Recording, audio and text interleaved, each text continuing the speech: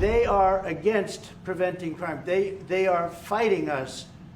I want to go into Chicago, and I have this incompetent governor that doesn't want us. We could straighten out Chicago. All they have to do is ask us to go into Chicago if we don't have the support of some of these politicians. But I'll tell you who is supporting us, the people of Chicago.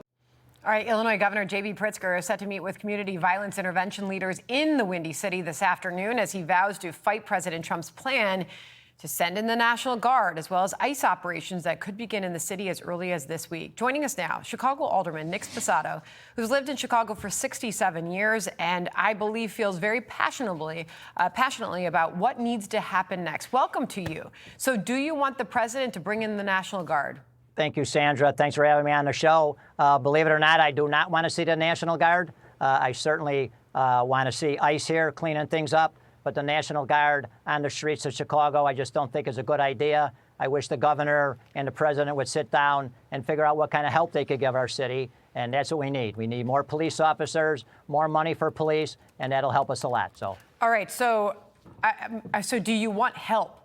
Do you believe Chicago needs help? 100% need help, 100% want help. I just don't want to see 18, 19-year-old kids on the streets of Chicago with M16s. I believe that's a recipe for disaster. So my preference would be money to hire more police. Okay, so the president has heard some of those concerns and said, well, we did it in D.C., we brought in the Guard, and we had a lot of success. Here he is making that case on the D.C. crackdown earlier. Listen.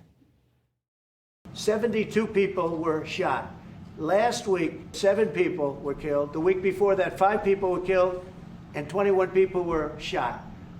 This is in 3 weeks. If you look at Washington, D.C., 3 weeks ago, it was the same or worse. And now it's considered a totally safe zone. We have a great thing going. I could do that with Chicago. We could do that with New York. We could do it with Los Angeles. So we're making a determination now.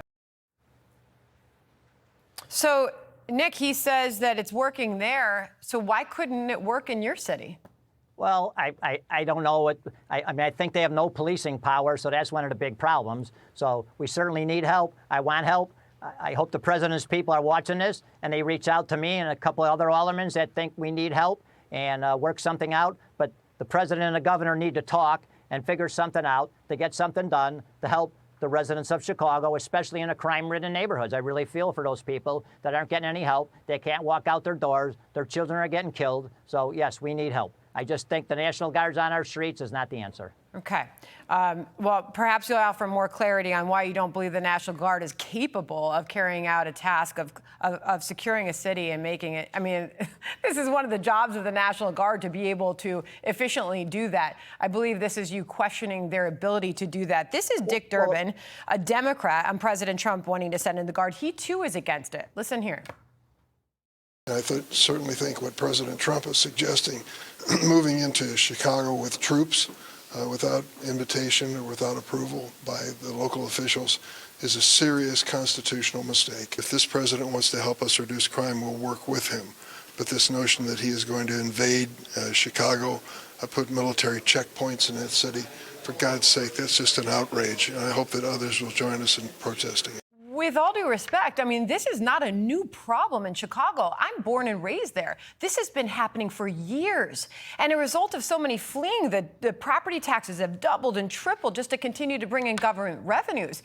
So, I mean, they're saying, well, we can fix this. We can work with the federal. There's been ample time to do that, and it hasn't happened, to the president's point. If you're not going to do it, we're going to come in and help these residents. Well, once again, they need to talk. If you're talking about bringing a National Guard in for Black Lives Matters types riots, that's one thing. But just to put them on corners in crime-ridden neighborhoods, I haven't heard a plan yet. Maybe if I hear a plan, I could accept it a little bit more. But right now, we can use the money much more to hire more police officers. Okay, so at least it sounds like you're open to the concept.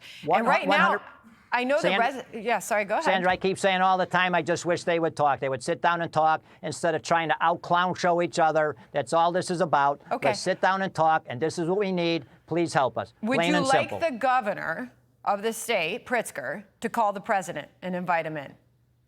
I would like the governor and the president to sit down to try to resolve this and see what kind of support we can get to help with our crime. Yes. So President Trump said he's willing to do so. He hasn't gotten the call.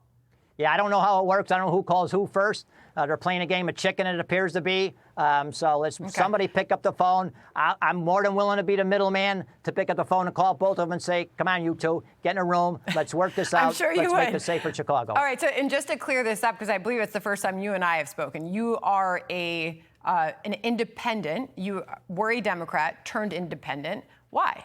Correct. I identify myself as an independent now. I don't stand for anything the Democrats stand for anymore, other than labor. I'm a very pro-labor guy, but everything else they stand for, the Democratic Party has gotten out of control. I did not leave the party left me. So they're just embracing the lefty loons of the world. I don't understand it. I really don't. They're embracing crime, criminals, lefty, hard left people. I don't understand it. Many of my friends are like me. They all say the same thing. Common sense people are having a hard time embracing Democrats. Are there more nowadays. of you in Chicago and the state of Illinois in general? There's plenty of more. We saw how well Trump did in the state of Illinois. So, yes, I believe there's more. Absolutely. The city, a bit of a different story, but it does seem that we have more and more coming on our program. I have to ask Raymond Lopez, the Democrat alderman, all the time if he's still a Democrat.